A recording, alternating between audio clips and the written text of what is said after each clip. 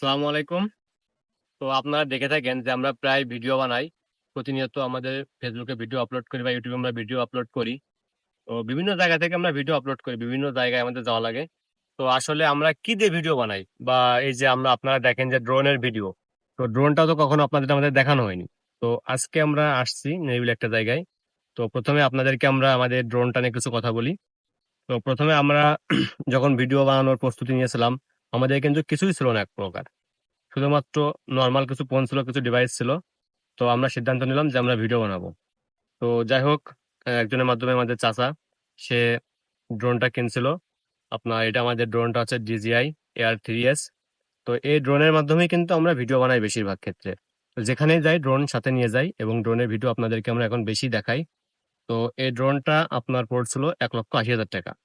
তো এই ড্রোন দিয়ে কিন্তু এখন আমরা বেশি ভিডিও বানাই। কারণ আমরা দেখেছি যেকোনো জায়গায় একটা গেলে এই যে আপনার নিচের যে পরিবেশটা এটা আসলে ওইভাবে ফোনে বা ছবি তুলে ভিডিওতে দেখানো যায় না। উপরের ভিউটা না নিলে এই জায়গার নেচার কত সুন্দর বা পরিবেশটা কত সুন্দর এটা কিন্তু এমনি দেখানো যায় না আপনার ফোনে বা ক্যামেরাতে।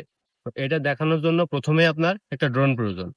তো আপনারা যারা ভিডিও করতে চান বা ভিডিও ব্লগিং এ আসতে চান, তাদের জন্য অবশ্যই বলব আপনারা অল্প বাজেটের ভিতরেও ড্রোন ক্যামেরা কিনতে পারবেন। তো অবশ্যই যদি ভিডিও করার ইচ্ছা থাকে বা এখানে আসার নিয়ত থাকে আপনাদের, অবশ্যই আপনাদের আগে একটা ড্রোন প্রয়োজন।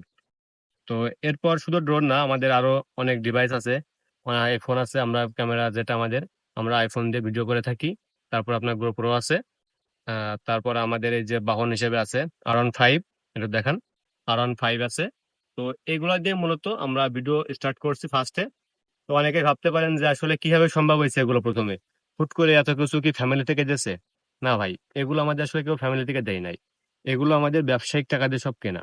আমরা ব্যবসা থেকে আপনার কনটেন্ট ক্রিয়েটর আসছি। মানুষ কনটেন্ট থেকে ব্যবসায় যায়, আমরা ব্যবসা থেকে কনটেন্টে আসছি। তো এখানে আসছি অবশ্যই কিছু কারণ আছে। এখানে আসছি আমাদের নিজেদের নিজস্ব প্রোডাক্ট আছে, সেগুলো প্রমোশন করার জন্য। তারপর নিজেদের ভবিষ্যৎ স্টেবিলিটির জন্য। অনেক কিছু ভেবেই আমরা এখানে আসছি। শুধুমাত্র ব্যবসা নিয়ে পড়ে থাকলাম বা একটা কাজ নিয়ে পড়ে থাকলাম, এটা কিন্তু না। সবগুলোই করা লাগবে। তো আপনারা যারা ভিডিও কনটেন্ট করতে চান, অবশ্যই বলব তাদের জন্য, আপনারা কখনোই বাড়িতে চাপ দিয়ে যেন কোনো কিছু কইরেন না। যা কিছু করার নিজে থেকে ইনশাআল্লাহ করবেন, সফল হবেন।